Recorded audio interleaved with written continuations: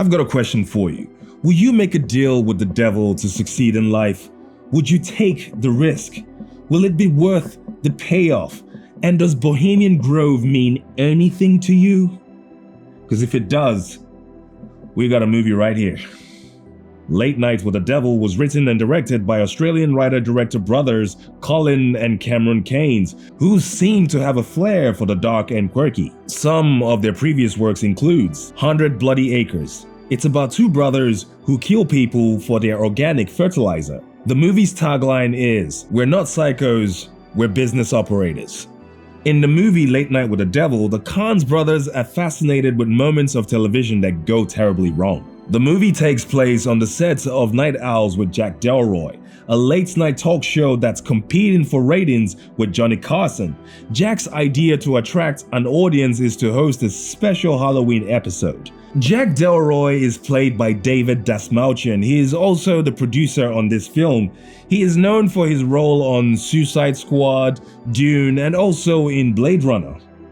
When the Keynes brothers invited David to play the role of Jack Delroy, they sent him footage from the Don Lane show. And if that was their inspiration, I think they pretty much hit the nail on the head. What I find fascinating about this film is that other than David Dastmalchian, the rest of the cast are predominantly Australians.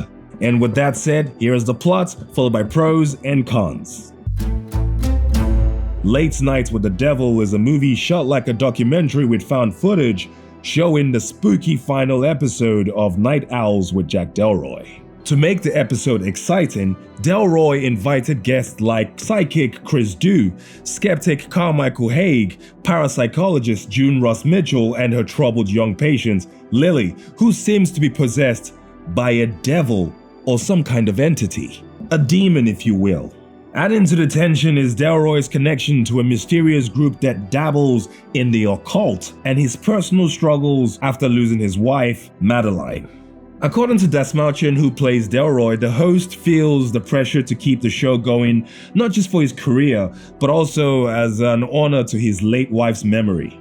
Saving the show becomes like saving his own life as he battles both professional and personal challenges. And now for the pros and cons, but I'll be starting with cons. Although, personally, I don't have any cons for this movie, but I feel like there are some cons that you guys might have, or might want to know. Con number 1. For the typical horror movie aficionado, this might not be horror enough for you. There is no jump scares and it has very little gore, so it might bore you, but it's not boring. Con number 2. The movie is assembled like a documentary and some of the behind the scenes shots are in black and white, so some of you might not like that. Con number 3. The movie reveals its ending in the prologue, so you sort of know what's coming. But I do feel like I was surprised with how things panned out. Con number 4. The special effects. Now I know some of you might complain about the special effects, but I want you to know it's period accurate. And I feel like people forget that this movie is based on a 70s TV show. It's not 4K. And now for the pros.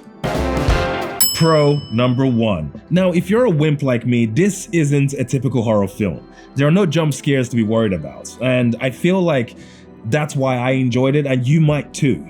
Pro number 2. It has this exposition montage that tells you everything you need to know about all the characters in this movie, which I think was efficient and effectively done. It doesn't waste time because this movie is like a documentary, so the sooner you know information, the better.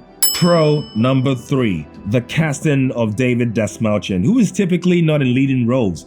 It was a perfect move because you don't know exactly what to expect from him, and then his performance just blows you away. Pro number 4. Everyone else in this movie was well cast, and that includes Ingrid Torelli, the young Australian actress who played the creepy possessed 13-year-old girl. She was absolutely terrifying. As well as the performance of Ian Bliss as Carmichael. His character was really annoying, which means he did an amazing job. Pro number 5. Now, if you enjoy a conspiracy theory like I do, this movie alludes to the Bohemian Grove occult type situation that led to his current and potential success that keeps you thinking and wanting to investigate some more. I even googled some images to see if they match, and they do. That's something. I'm gonna go ahead and rate this movie a fantastic yet terrifying 9 out of 10 because they did so well with so little budget. It was fantastic. It felt like we sat through a late night with Stephen Colbert and we were just sitting on the edge of our seats the whole time. At least that's how I felt. But then again, I'm a wimp for horror. And that's my 2 cents. Thank you so much for sticking all the way to the end. And if this video brought you any value whatsoever, please click like and consider subscribing. I'll see you in the next video. Peace.